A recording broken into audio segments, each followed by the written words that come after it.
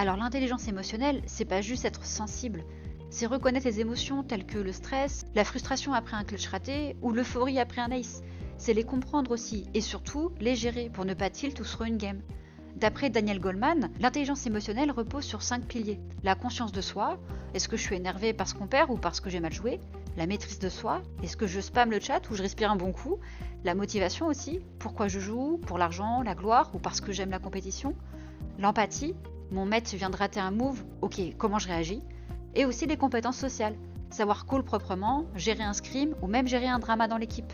Par exemple, quand on est leader in-game avec une bonne intelligence émotionnelle, on garde plus facilement son sang-froid, même quand son équipe choque une map.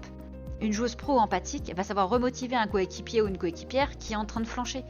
Ou encore, le stress d'une finale. Si t'as bossé ton intelligence émotionnelle, tu transformes cette pression en focus et pas en panique. Dans un rooster, le mental est aussi important que la mécanique de jeu. Une équipe de monstres mécaniques qui tilt au premier round perdu, c'est une défaite assurée. Alors comment développer son intelligence émotionnelle en tant que gamer ou gameuse?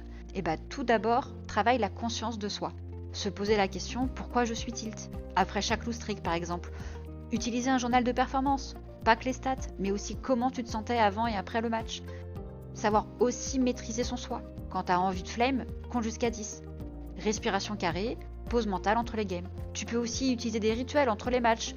Si toi t'aimes la musique, ou si tu as besoin de t'étirer, ou faire de micro-pauses. La motivation est un élément clé également. Fixe-toi des objectifs réalistes. Tu veux top 500 ou tu veux progresser en shot call cette saison? On parle aussi beaucoup d'empathie, mais l'empathie, qu'est-ce que c'est? L'empathie, c'est écouter les autres. Ton mate est dans un bad mood, demande-lui peut-être comment ça va, au lieu de juger directement.